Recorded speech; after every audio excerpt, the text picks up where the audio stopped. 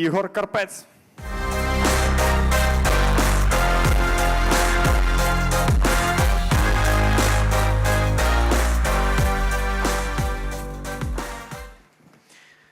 All right. Good afternoon, everyone. Добрый день. So my name is Igor Karpets, as you say, and today I wanted to, first of all, thank you for inviting me for such a great avenue, IT Arena. This is just awesome. So many great people, so many great talks, outstanding. Today, I want to tell you how we were building the strategy of reaching out to our first clients and what were the obstacles we're doing, what were the learnings. So I will just kind of do like a learning book, a strategy which we do, and perhaps it will be, hopefully, it will be helpful for you. Just a few words about how Grammarly started. So I'm from the very beginning. Grammarly actually started in 2008, and I'm with the guys since 2004. Because our first company we are doing is the plagiarism scan software. Our founders, who are now the founders of Grammarly, were just students, just like we were, and they thought that well, students typically plagiarize, and that's how the idea of the previous product, MyDrawBox, came. And so we sold this MyDrawBox to one of the learning management systems. Perhaps any familiar with educational market, there is the Blackboard learning management system, which is one of the leaders. And once we exited with that, we kind of decided that we need to switch gears, because instead of like policing the students, we want to do something great, and that's how the Grammarly idea came up. So we started out from basically only education, but then our CEO, Brad Hoover, joined us in 2011 for one simple reason. He was doing grammar mistakes in his email, so he was searching for the software which would help with that, so this is a kind of a perfect fit. And while we started out, if you know Kiev, on Kharkivska, this is like a sleeping district in 2004. Right now, we can boast 3 offices. San Francisco, where is our marketing team, executive team, and a part of IT. New York, where all the research and linguist people live, and Kiev, our great founding office. And so this is like a bit of our history. What I want to tell you today. Oh, I forgot to click through. So this is how Grammarly looks like. Founded by Ukrainians, 10 million users in Chrome Store, and right now used by more than 2,000 companies. So it wasn't as easy as it is now, and I will just show you how it looked like from the very beginning to now. Our current clients are, well, you probably know these guys. Just a bit about how we sell. This is the structure of our sales team. There are 2 channels, so inbound and outbound leads. Typically, inbound is everything comes from website, from different resources like support, like blogs. These are the leads who are coming to us, and typically they are qualified by our sales reps, so named account representatives. Also, we have an outbound channel. This is where we reach out to the clients and we start to get them to use Grammarly. So we have a separate sales dev team who is also called SDRs in US. They are the ones who are sending the call emails. They qualify the guys and pass them on to the SDRs. So every company doing a bit different, but this is how we do it. So I want to kind of do a quick comparison about the cold call versus email, cold email, and why are we doing the email. Everyone knows, how the cold call works. My story is like private bank is calling you. You want to open just another new card, just another account, and it's not the right time. You're not always ready for that call. You have other things to do, and it may be just annoying. So it was in the 90s and beginning of 2000s when it was working, but right now, sales is taking a more of a consultative approach. So we don't disturb people anymore. They don't need to be aggressive anymore. So that's why it's time, right now it's a time for, I would say, cold email. Because, it will not be taken by surprise. You can always read it when it's convenient for you. and if it's well drafted, and that's very important, it will do the job. So, how does the process start? Everything starts with the lead generation, so-called, where our lead gen team is looking for the appropriate people who are potentially the buyers of Grammarly. So how is it done? So basically, we're looking for the person in a company, and this is the first step. It's pretty easy. You can easily find the decision makers' names online, but what's more complex is the emails and the phone numbers. So there are, like, I would say, three main approaches here. Typically, it's a Google search. If you don't find anything, you will do what we call the 7 reverses. If someone is involved in the lead gen, what we do is we go online and, those combinations, like say John Smith is the president of Dell. So we know that typically the email is structured like J Smith, J1, J2, whatever. And there are combinations that you can try, and if they are online, Google will just capture them, and well, this can be a success. But not all the time you can do this. So sometimes you have to actually call into the company and do what's so-called a mapping call. It's not really a cold call, where you're trying to play like you're getting lost, and you are doing some research on some company, and asking the dialer or the gatekeeper, the secretary, to pass it to the appropriate person and then try to break the ice. So this is more complex, but typically when we're doing the 7 reverses, and our lead gen team is equipped with things like LinkedIn search and other things like Reply.io and Snow.io. Those are the tools that typically help to scrap the emails from the web, even if they are behind the paywall. So next slide. Once we found, say, the appropriate people, we need to actually know what to write them.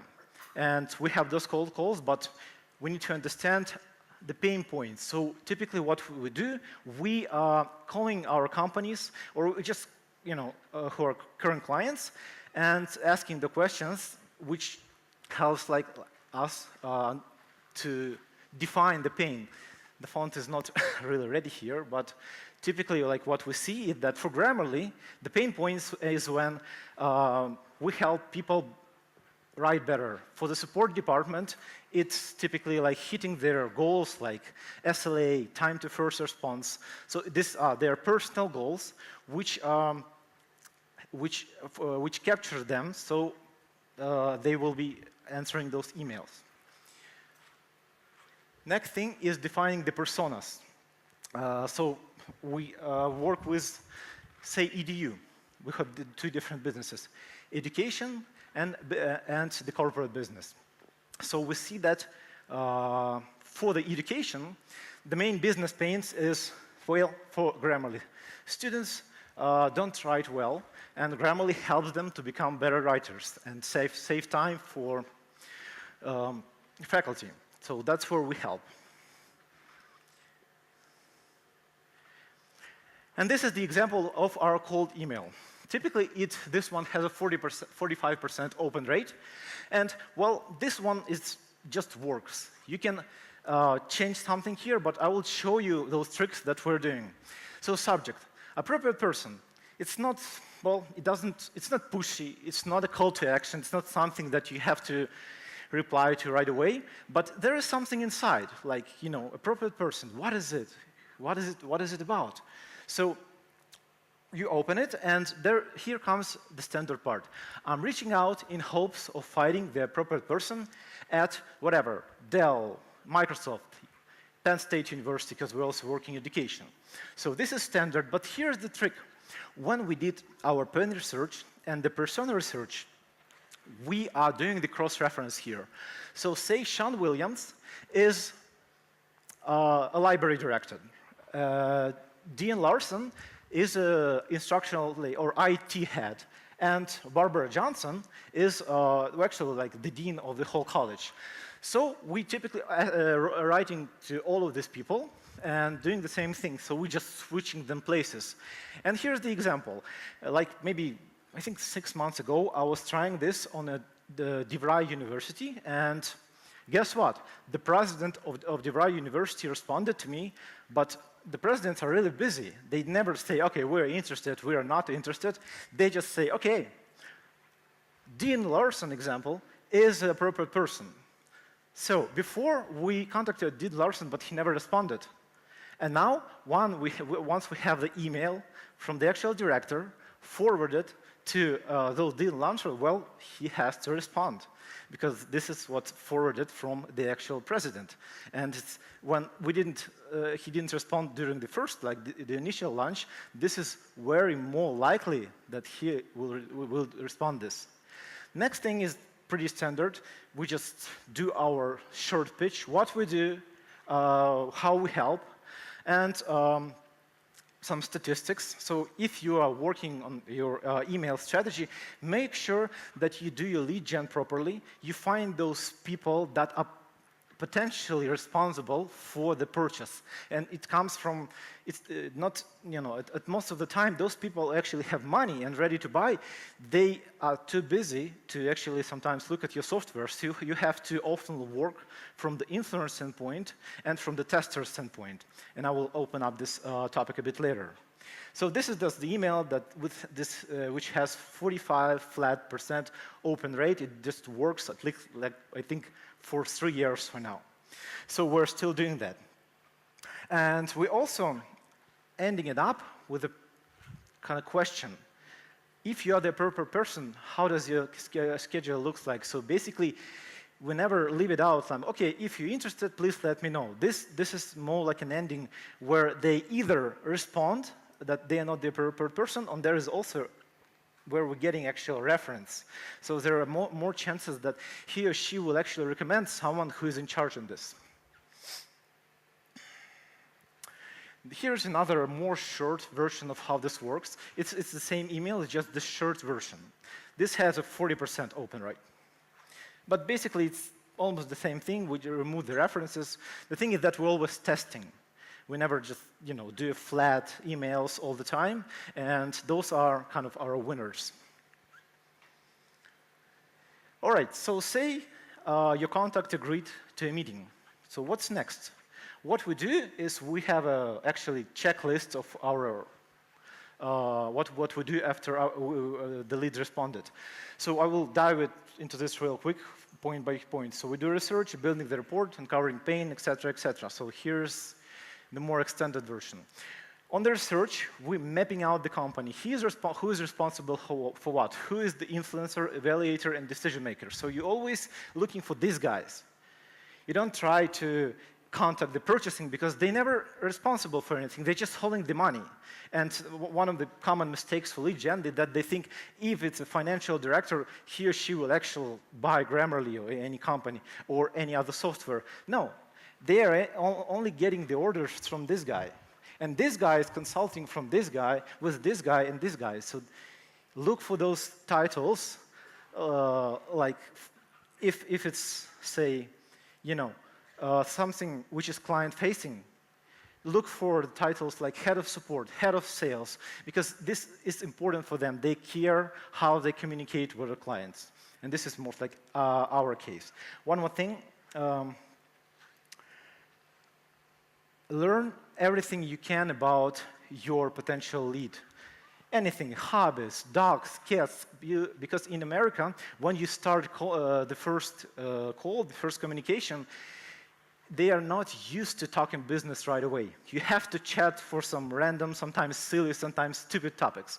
And something to start with is, well, you have to be appreciative. So you say, I really appreciate your time today, John. And you can add, like, I have heard things about company. And assuming that you already did the research, you know what to add here. And then you can talk about the weather. If you know what sport he or she likes, you can say, like, okay, how did the Yankees play? But you have to be really careful, because if someone hates Yankees, that will spoil the conversation. So it's really like a really personal thing. But if you know it, only if you know it, try it. Also, okay, say we finished the Pobalt part, and now we're moving to a more uncovering the actual need question. So what we ask here is, okay, say, can you let me know about what you do? It's really kind of an interview question where everyone loves to be interviewed. They start talking about what they do, what their pains, things like that. And actually, this is kind of also getting them closer to you during the call, because when you interview them, it's not like you asking some pushing questions. So try to get them relaxed first, then you talk business. Next question, what tools do you use to communicate with your customers? This is more like understanding what they currently use. Does it use any competitive software, etc.? But when you ask these questions, make sure that you always make notes. Make it in Google Keep, maybe make those notes whatever, because you will forget everything that they said after the meeting if you're not taking notes. Next question, for us, it's pretty easy. Have you ever tried anything similar to Grammarly? The answer will be no, because there is nothing similar to Grammarly. So at this point, we're kind of lucky about that. But then, how did it work for you? If there is any competitive software, this is uncovering what's not working for them in a competitive software. And also, how big is your team? You need to understand how many accounts you want to sell. You know, what is the scope of this whole project? And once you got this question covered, you can say, okay, now I have a good picture, and then you can, based on the questions, because sometimes you may pitch something, but it's not in line with their needs. Say, like in our case, we have grammar part, and we have plagiarism part. And sometimes we think like, oh, they totally need the grammar part, but then ended up that they need the plagiarism, so I pitched the grammar, and they politely said thank you and never responded. So it's have to be careful on how you actually wrap the solution after you do the questionnaire. Next thing is the decision-making process. This is also really important. So those questions seem simple, but look at them a bit closer. Are you the one who will approve Grammarly? Typically, the answer is like, oh, no, I'm just sent here to look at what you have, and so I don't have a decision-making power. So for us, okay, this is one as a tester. He doesn't have any decision-making power, but he reports to the decision-maker. So you have to understand that you have to ask certain questions, like you have to make him wow the product. You have to answer everything that possibly can be answered. When do you plan to start? This is also very important because sometimes we think that, okay, everything went well, the demo is perfect, so okay, they're ready to buy. But then it appears that their purchasing cycle, their budget in July, and you just pitch them in September. So you can dance, you could send to hockey games, you can do whatever it takes. They will still, if they like it, purchase it in July. So make sure you ask this question and understand when they're actually ready for the next step. Also, how does this generally happen? Typically, people say, well, I will do the evaluation, then I will talk to the decision maker. The decision maker, like John, he will talk to Cindy. Cindy is the purchasing person, and then we have to have a sign-off from like a CIO. Okay, now you know those people who are involved in the decision-making process. It's not ideal, of course. Typically you can get a few names, but even a few names, just fine, because you can approach them later if something will go wrong along the way. So we got this. Also, who else may be involved? This is kind of a redundant question to this one, so you can use either one of them. Next step is, and these are the tactics for uncovering the budget. So we had cases where we thought we wanted to sell for $30,000, but the client paid $45,000. I will tell you how to do it. So you start with this question. Our price depends on various factors and ranges from. First, you have to call like absolutely ridiculous, crazy number, like $300,000, and then say $300,000, $70,000, and $30,000, which is your price. And just shut up. You will hear, are you fucking crazy? $300,000? No one pays this price in the market. You're just crazy. I will never pay this price. $70,000, this is still too much. maybe I can do something in a range of 30 and 45. Well, bingo. Now we know that we can try sell for 45, not for 30. And it's not always working, but you always have to try this because it's subconscious. Like people just sometimes don't think about what they say. They're just evaluating and thinking out loud. So you're just catching them on this and trying to uncovering it. Next thing is, okay, so say you define the budget. And you can go even further. So there's a thing called red line technique. You ask, generally, there's a line in your budget above which the sirens go off. I don't want to reread that.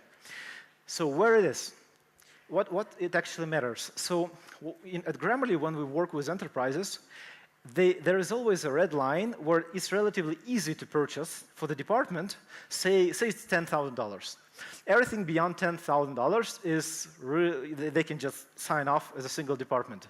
If they want to do further, they have to do RFQs, they have to do bidding, they have to sign off the security, privacy department, and this can go on and on. So at this point, you're just losing the control over your deal. So you decide if they say, okay, we can buy it right away if it's like below 10K, but anything beyond will, well, the sirens will go off. So in this game, you will decide whether you want to, play a hard level and try to pass all those security things. And legal and security, these are like the bad guys for any salesperson.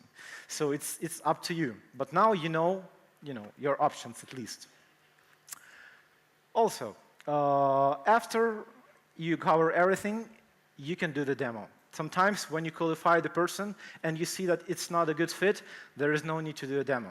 You don't need to spend the time on the people who cannot buy, who don't want to work with you. So this is also, you need to respect yourself. You're a salesperson, you have a timeline, you have a pipeline, and you have to set the priorities. So make it a separate meeting. Discuss customization requests. 2 years ago, I had a weird case where a guy from Australia called me, and he said, Greg, we really need Grammarly because we're developing like a competitor for the Microsoft Office. So I want to pay you $150,000 right off the bat, just so we will secure a deal and you will start working on the API from Grammarly to our spell checker.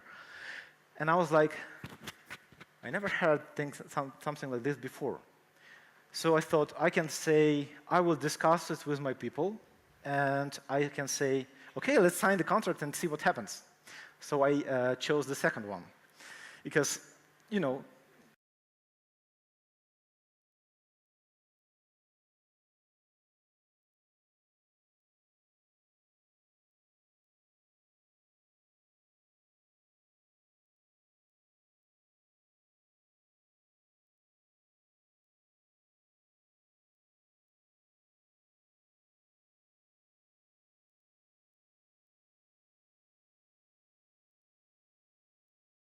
Grammarly, it was such a huge project that we can dedicate like a huge chunks of IT people just to work on their company.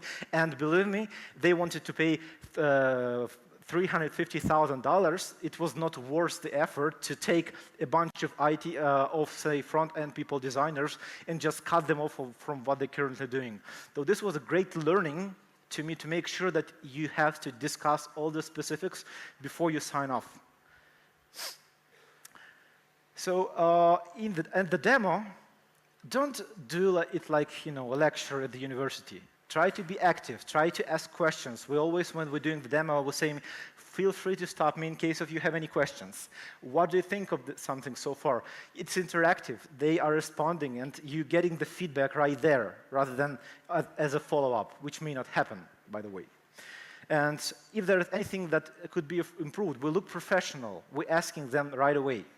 So try to practice this once you're doing those demos and not make it like boring, because our attention is not lasting for too much. So you have to interrupt them because everyone will be sitting in their cell phones.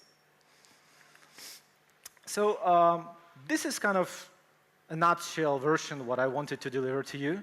I also want to share a few of our templates of how we respond. So say objections. They said, thank you for your time. It was a great demo. I will follow up with you later. So never say, OK, we will be waiting to hear back from you. No, they won't be talking with you unless there is something really huge about it. Be active. How much time do you need to discuss? What exactly would you want to receive in a follow-up? So try to, and most importantly, since we have our calendars handy, may I have your permission to schedule a quick call again in a week. So make sure that you get them on a call again to discuss the next step. There may not be next step, but if you try to control the process as much as possible. Because getting on another phone, they can say, well, there is no update yet, and then you can have another opportunity to say why, what can be improved, what can we do to escalate any decision or something like that. But over email, it's just not will work too much. The same thing, if they will say, I will discuss this with my manager, the same thing. Since we have our calendars ready, let's just schedule a follow-up call. The same, one of the most popular when the people not responding and the people don't respond sometimes. So here's what we're saying, like, apologies always works. You kind of blaming yourself in this case. Oh, I have to apologize. We haven't been able to connect. This guy was not connecting, but it sounds not so pushy. So the percentage that they will respond is higher than we're just saying a standard hello, checking in, following up on whatever. This one is when no one responds at all. Last one, this is the funny version. So it's like, my guess, we were off touch for some reason, but you wanted to desperately call me, but you're trapped under something heavy, and I can help you. Typically, this gives the smile. They respond like, nice one. And at least we get a response, and then we can reconnect with them. Another one is more like a business style. We show ourselves professional, and this one actually works better. We show ourselves as professionals. We also have our priorities and time. So I'm following up on my last email. We had a meeting, and now we're closing the deals. If you're not interested, what makes sense as a next step? If there is still a next step, let me know what it is. So this one is working. Try it out if no one's responding. Tools we use. I'm running out of time, so I'll be very, very short. CRM, Salesforce, email tracking. Yes, right now we're also testing out SalesLoft. One quick story about Yesware. 2 years ago, they were able to track the location of where the email is opened from.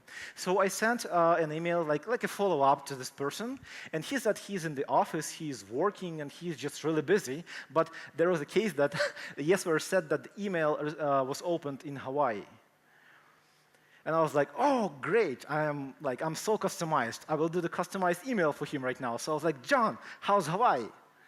And he never responded. Don't bother people when they're on vacations. And it was like a good lesson for me not to get into personal life. Maybe he don't want to share that he's on Hawaii and with whom he's on Hawaii, whatever. It's his business. So mass mailers, exact target. We also use Mailshake for our leads. Screen share, Zoom works just best of all. Prospecting, we typically, our lead gens do LinkedIn Navigator and Reportive. Project management, I just love Asana. Everything is so well tracked and easy to access and share with the team. Good. This is like what I would recommend.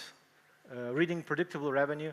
Aaron Ross, he is a god of B2B sales. He knows how to structure the leads. We just passed the training with him, and it's just awesome. So make sure these are 2 books for him. Great book about negotiation and about management, where you try to build a team, autonomous team, where everyone can make their decisions themselves, not coming up to me all the time, asking what to do the next steps. So I guess that's it. Thank you for your attention. We do have a quick fireside chat with Igor. Guys, please help me. So right now, I would like to ask Bogdan Terlupa, Chief Creator of Opportunities from DevaBit, who will do a quick fireside chat with Igor. Hello. Good afternoon, everyone. I hope you're enjoying the event. I mean, I've been here for the third time now, and the opening ceremony has been like amazing, and especially when I got a phone call from AI. Did you guys get a phone call from a robot? So that's quite unusual, right? So I don't usually get a phone calls either from Privatbank that you mentioned probably, yeah, but this time it's from the AI. So this has been a little bit kind of a, creepy, but anyways. So thank you so much, Igor, for really, coming here. It's a great pleasure, and especially having a pleasure of talking to you about, lead gen. I think lead gen is something that a lot of companies really struggle with. And I'll try to be very, very quick because I'm really taking the privilege to ask the questions first, but then we'll be opening it up to the audience because I'm sure you guys are going to have a lot of questions. So you've been with Grammarly for, since the very beginning, as you've mentioned, right? And since the product's been launched in 2009, so you've been way before that. And like, as we all see, the product has evolved like so drastically. Do you think you've been also evolving your sales strategy? Like, can you maybe share like how your sales strategy has been changing as, since then and now? Oh yeah, I mean, I just started out as a one-man shop. Because what happened, I was doing customer support. I was trying myself in affiliate marketing, and then one of our co-founders said to me, like, Igor, do you want to try sales? I was like, yeah, and he's like, all right, now you're sales. So that's it. So I had to do my own job to read to books, listen to speeches, kind of self-educating. So I started out myself, and mostly what I was doing is testing and trying out those cold emails. We didn't have conferences budget at that moment. So basically, I was reading those books like Predictable Revenue from Aaron Ross, from other guys, trying to structure something something what works, and always A/B testing. And then we A/B tested. We saw the email which was better and optimized this email. So it's kind of like this ladder of building up the most effective email chain. All right, cool. I know you are more from a product company, obviously, but I can suspect and imagine there's just a good fraction of people here representing service companies. So it might be a difficult and tricky question to you to answer, but still I'm going to ask it. Do you see there is a difference, or maybe something that is in common, when trying to cold sell a service and a product? Well, I think the steps are pretty much universal because what you need to do, right? Find the perfect people, gather positions, do the research, so do the persona research, do the pain research, and use this information, say, in your cold email, and even in cold call. So, you always need to have a pain because you need this trigger thing when you're trying to pitch something. It's not like Grammarly is great, we help, whatever. You have to, for sales, it's how to optimize this? How do we reach this? So this is what clicks with them. So you know what to click, you know the people who has those pain points, and then the results will develop. Yeah, thank you, Igor. I'd really like to reach out to the audience and just ask a few questions, if you don't mind. Can you raise your hand who is somewhat related to, cold campaigns, like maybe marketing, maybe sales, so we just get a sense of, the audience? All right.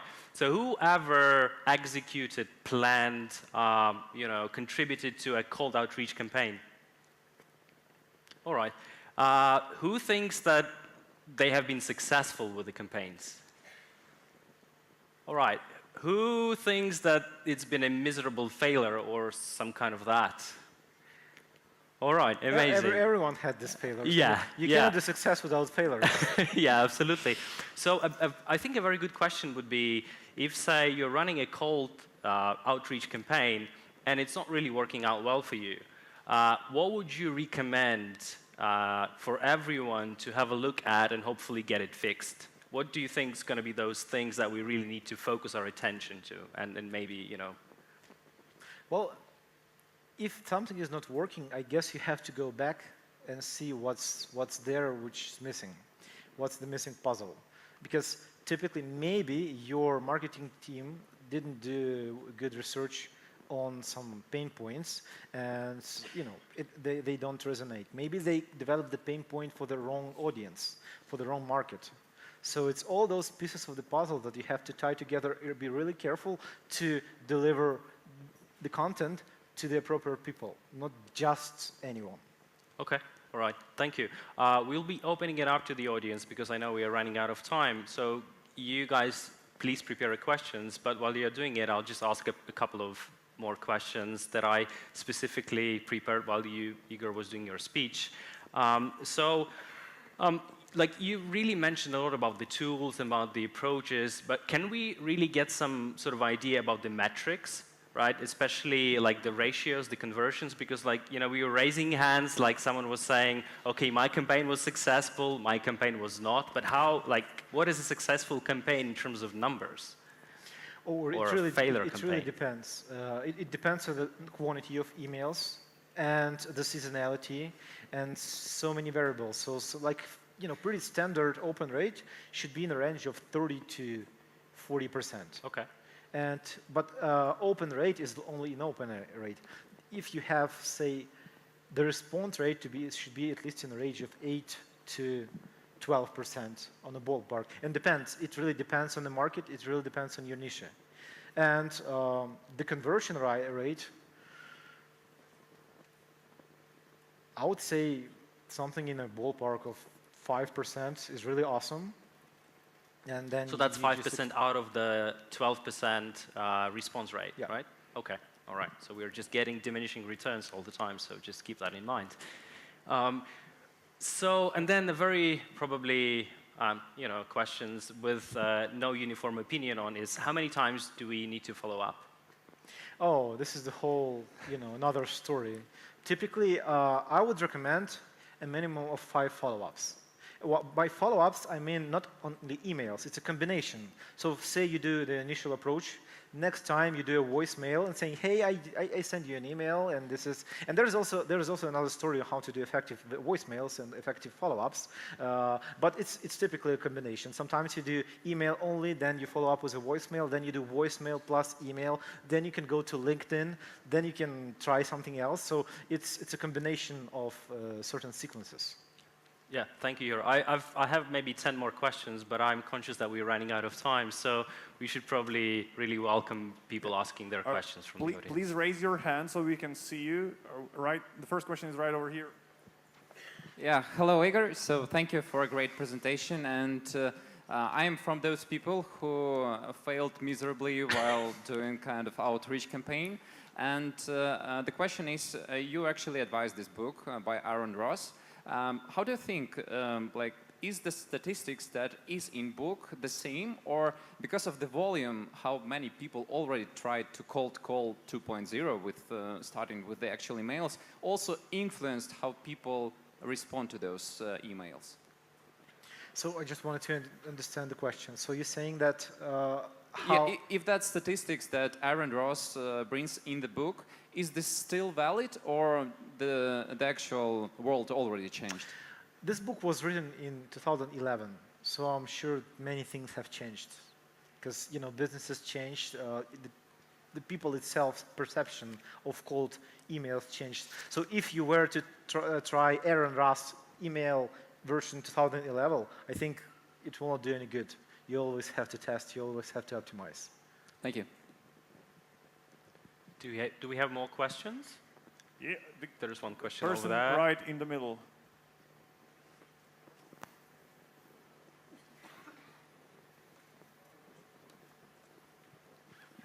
Hello.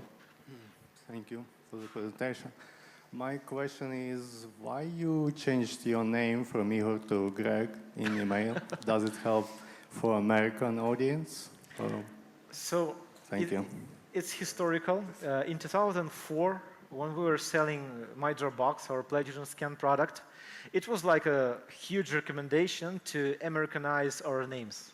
So that's where Greg Karpets came from. And now it's unfortunate that I have to carry on this second name. So I'm not like, I don't have a paranoia. It's just I want to go back to my real name, but the networks sees me as Greg Karpets. And there were cases where someone wrote me to my gregkarpets@grammarly.com email, and I responded from Igor Karpets at grammarly.com, and there was no response. So I called and I was like, did you see my email? He was like, no. There was some suspicious person who pretended that he's you. So I just blocked him. So it's I think it will come with time, but I'm trying to recover my identity, I would say. Any more questions? Right over there. Hello, I'm Dana from Snowy.io. First of all, thank you for giving us a shout out. And I wanted to ask you, what's your opinion on cold email automation when it comes to B2B sales? On email automation, like as a platform, as a software, as a process, what exactly do you have in mind? Process. As a process. Yeah. Well, you won't be able to build a successful B2B department, and you will not be able to scale your revenue without automations, because everything now is running on automation. We have email life cycles. We have sequences that are ran through various apps. We have reapproach campaigns, renewal campaigns, things like where we have to trigger 500 leads or 400 contacts at a time. And I would not imagine doing a custom email for them, just by hand, one by one. And the software, it puts variables, right? It customizes, so company name, first name, some events, some things, some significant variables, and makes it custom. So it's not really visible that it's automated. And without that, you will just burn yourself into your routine. I hope this answers your question. We have time for one last question. Shall I ask then myself? Yeah, Or go no, we would rather take Yeah, go for it. the second question. Thank you. So the second question I have is actually about this fact when you did a demo actually in September and the planning for the budget is happening next year. So like it's 6 to 8 months before the potential closing of the deal. What should a sales rep do during this period? Yeah, so you should be like politely persistent. So no pitching, no like, did you reach out for the decision?